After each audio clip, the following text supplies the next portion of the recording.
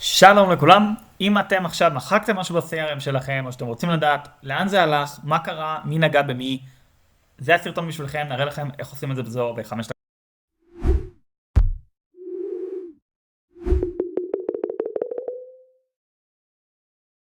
דקות. בואו נתחיל. אוקיי, אז אנחנו עכשיו נמצאים בתוך זו CRM, הכנתי פה טסט אקאונט שקוראים לו going to be deleted, בגלל שזה מה שאנחנו הולכים לעשות. אני אפילו אצרף עוד רקורד שקשור אליו, כן? למשל נגדיר לו איזה קונטקט שקשור בעצם לאקאונט, נקרא לו מושי המושון, או שם דומה, מושי מושון. אוקיי? יש לנו עכשיו איש קשר ואני אלך למחוק אותו, בסדר? אחרי שאנחנו מוחקים אותו, אתם תראו מה יקרה, delete, ושני שאנחנו רוצים על delete, הוא אומר לי כל activity, contact deal, quote, sales order, invoice cases, כל דבר שקשור לאקאונט הולך להימחק. אנחנו בסדר עם זה, אנחנו אומרים לו כן. ובאמת אין לנו פה שום אקאונט.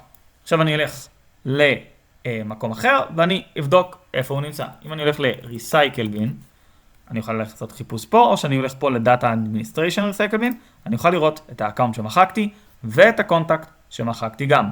משה מושון ו-going to be deleted account.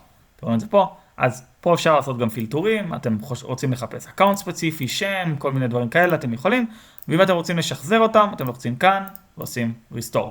עכשיו, אם זה לא מספיק לכם, אתם גם רוצים לדעת מי ביצע, איזה פעולה, יש בתוך המערכת audit log, ואז תוכלו לראות את כל הפעולות לפי תאריכים שעשו אנשים בארגון שלכם.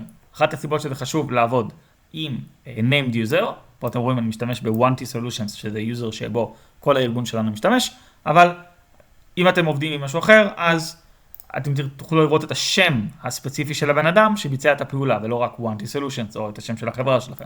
ולכן זה חשוב לקנות משתמש לכל אחד בהקשרים של הבטחת מידע, כדי לדעת מי ביצע מה.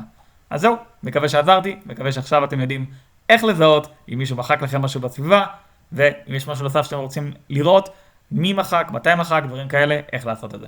אם יש לכם שאלות נוספות, תגידו לנו, סרטונים שלא התייחסנו אליהם, תגידו גם, וכמובן תעשו סאבסקרייב ותגידו לנו מה אנחנו צריכים לזכור בסרטון הבא.